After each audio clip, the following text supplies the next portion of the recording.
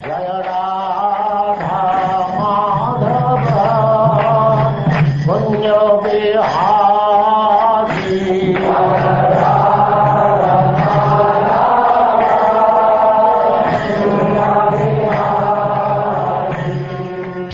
And now Chapter 11. Svayambhuva Manu advises Dhruva Maharaj to stop fighting.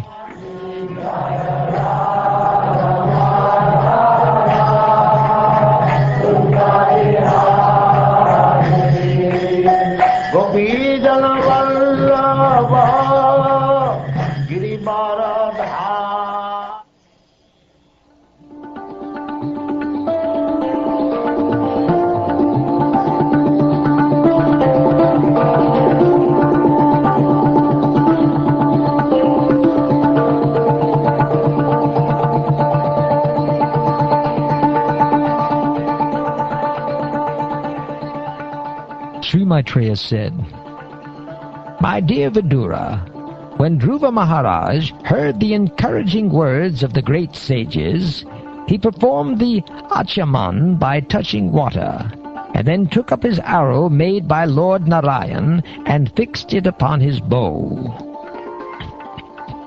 As soon as Dhruva Maharaj joined the Narayanastra arrow to his bow, the illusion created by the Yakshas was immediately vanquished, just as all material pains and pleasures are vanquished when one becomes fully cognizant of the self. Even as Dhruva Maharaj fixed the weapon made by Narayan Rishi onto his bow, arrows with golden shafts and feathers, like the wings of a swan, flew out from it. They entered the enemy soldiers with a great hissing sound, just as peacocks enter a forest with tumultuous crowing. Those sharp arrows dismayed the enemy soldiers, who became almost unconscious, but various Yakshas on the battlefield, in a rage against Dhruva Maharaj, somehow or other collected their weapons and attacked. Just as serpents agitated by Garuda rushed towards Garuda with upraised hoods, all the Yaksha soldiers prepared to overcome Dhruva Maharaj with their upraised weapons.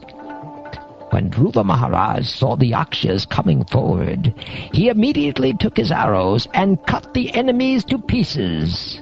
Separating their arms, legs, heads, and bellies from their bodies, he delivered the Yakshas to the planetary system, which is situated above the sun globe, and which is attainable only by first-class brahmacharis who have never discharged their semen. When Svayambhuva Manu saw that his grandson Dhruva Maharaj was killing so many of the Yakshas who were not actually offenders, out of his great compassion he approached Dhruva with great sages to give him good instruction. Lord Manu said, "My dear son, please stop. It is not good to become unnecessarily angry. It is the path to hellish life. Now you are going beyond the limit by killing Yakshas who are actually not offenders. My dear son, the killing of the sinless Yakshas, which you have undertaken, is not at all approved by authorities, and it does not befit our family, which is supposed to know the laws of religion and irreligion."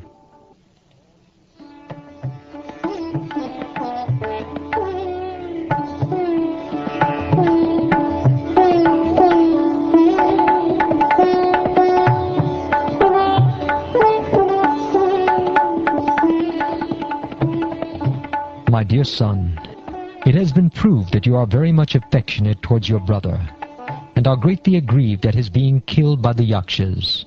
But just consider, for one Yaksha's offense, you have killed many others who are innocent. One should not accept the body as the self, and thus, like the animals, kill the bodies of others. This is especially forbidden by saintly persons who follow the path of devotional service to the Supreme Personality of Godhead.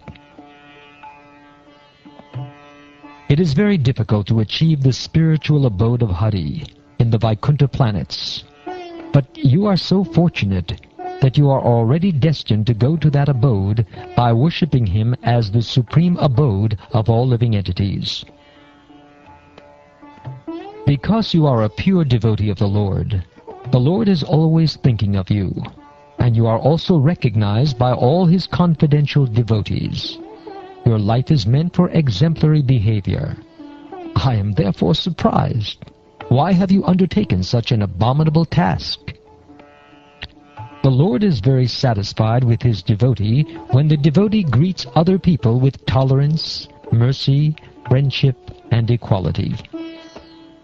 One who actually satisfies the Supreme Personality of Godhead during one's lifetime becomes liberated from the gross and subtle material conditions. Thus, being freed from all material modes of nature, he achieves unlimited spiritual bliss. The creation of the material world begins with the 5 elements, and thus everything, including the body of a man or a woman, is created of these elements. By the sexual life of man and woman, the number of men and women in this material world is further increased. My dear King Dhruva, it is simply by the illusory material energy of the Supreme Personality of Godhead and by the interaction of the 3 modes of material nature that creation, maintenance, and annihilation take place. My dear Dhruva, the Supreme Personality of Godhead is uncontaminated by the material modes of nature. He is the remote cause of the creation of this material cosmic manifestation. When he gives the impetus, many other causes and effects are produced, and thus the whole universe moves just as iron moves by the integrated force of a magnet. The Supreme Personality of Godhead, by his inconceivable supreme energy, time, causes the interaction of the 3 modes of material nature, and thus varieties of energy become manifest.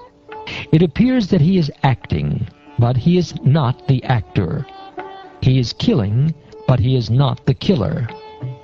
Thus it is understood that only by his inconceivable power is everything happening. My dear Dhruva, the Supreme Personality of Godhead is ever existing, but in the form of time, he is the killer of everything.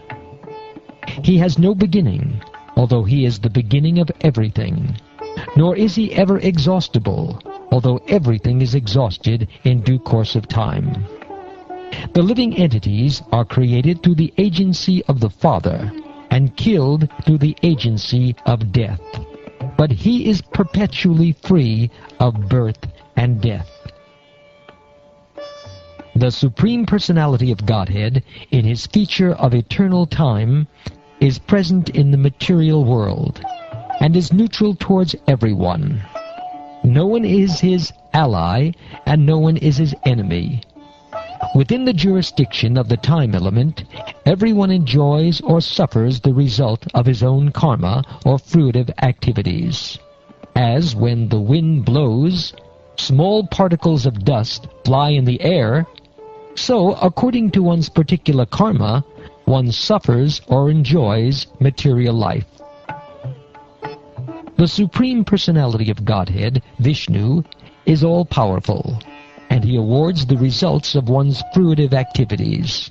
Thus, although one living entity's duration of life is very small, whereas that of another is very great, he is always in his transcendental position, and there is no question of lessening or increasing his duration of life.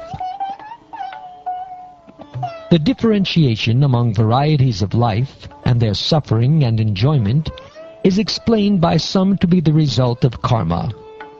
Others say it is due to nature, others due to time, others due to fate, and still others say that it is due to desire. The absolute truth, transcendence, is never subject to the understanding of imperfect sensory endeavor, nor is he subject to direct experience. He is the master of varieties of energies, like the full material energy, and no one can understand his plans or actions. Therefore, it should be concluded that although he is the original cause of all causes, no one can know him by mental speculation. My dear son, those Yakshas who are descendants of Kuvera are not actually the killers of your brother. The birth and death of every living entity are caused by the Supreme, who is certainly the cause of all causes. The Supreme Personality of Godhead creates this material world, maintains it, and annihilates it in due course of time. But because he is transcendental to such activities, he is never affected by ego in such action, or by the modes of material nature. The Supreme Personality of Godhead is the Supersoul of all living entities. He is the controller and maintainer of everyone. Through the agency of his external energy, he creates, maintains, and annihilates everyone.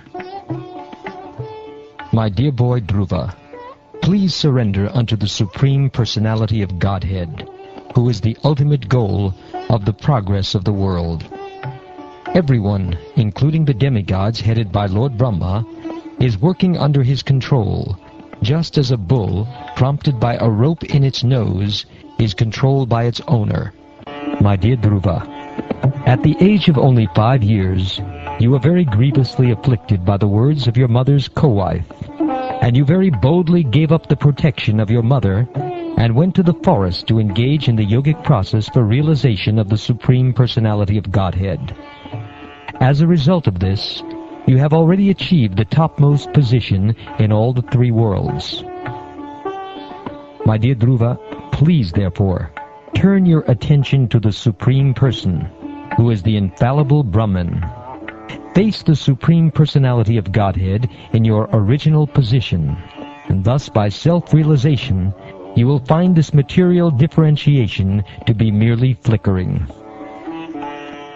Thus, regaining your natural position and rendering service unto the Supreme Lord, who is the all-powerful reservoir of all pleasure, and who lives in all living entities as the Supersoul, you will very soon forget the illusory understanding of I and my.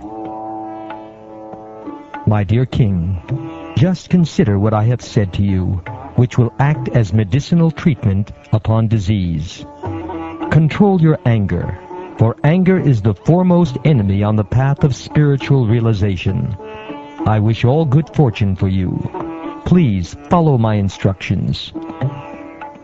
A person who desires liberation from this material world should not fall under the control of anger, because when bewildered by anger, one becomes a source of dread for all others. My dear Dhruva, you thought that the Yakshas killed your brother, and therefore you have killed great numbers of them. But by this action you have agitated the mind of Lord Shiva's brother Kuvera, who is the treasurer of the demigods. Please note that your actions have been very disrespectful to Kuvera and Lord Shiva. For this reason, my son, you should immediately pacify Kuvera with gentle words and prayers, and thus his wrath may not affect our family.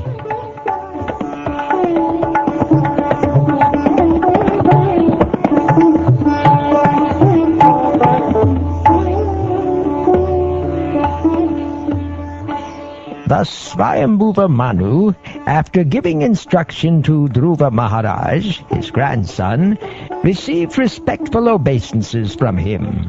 Then Lord Manu and the great sages went back to their respective homes.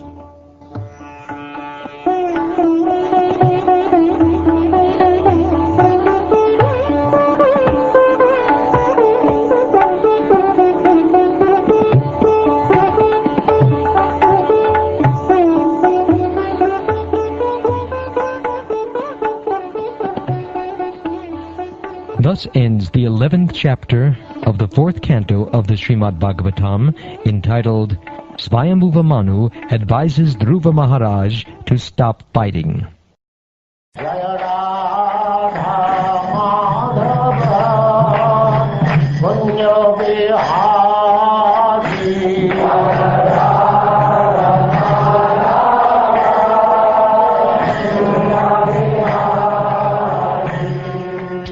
And now chapter 11.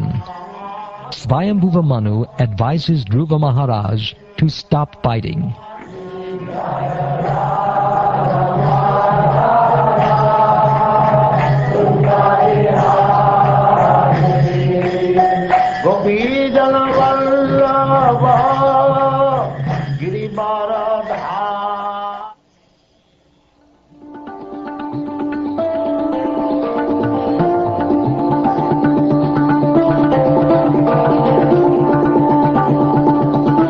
Weapon made by Narayan Rishi onto his bow, arrows with golden shafts and feathers like the wings of a swan flew out from it. They entered the enemy soldiers with a great hissing sound, just as peacocks enter a forest with tumultuous crowing. Those sharp arrows dismayed the enemy soldiers, who became and fixed it upon his bow. As soon as Dhruva Maharaj joined the Narayanastra arrow to his bow, the illusion created by the Yakshas was immediately vanquished, just as all material pains and pleasures are vanquished when one becomes fully cognizant of the self. Even as Dhruva Maharaj fixed the